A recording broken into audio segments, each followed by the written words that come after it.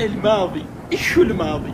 الماضي يا إخواني ما هو بيت نسكن فيه إلى نهاية الدنيا، لا، الماضي طريق مشينا معه لين وصلنا إلى حاضرنا اللي نعيش فيه ذا الحين. يعني يا سلام. على كل حال علمنا دروس في الطريق ذي، ودها زينة ودها شينة، المهم انه علمنا اياه.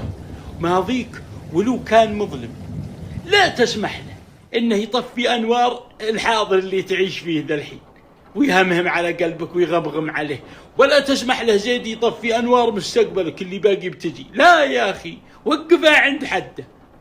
الماضي التفاته للوراء فيها ذكرى جميلة، التفاته فيها خبرة، فيها عبرة، فيها فكرة، خذ منها المستفاد. أما أنه يهبني الطريق ويظلم حياتي وحاضري ومستقبلي، لا والله ما أخليه.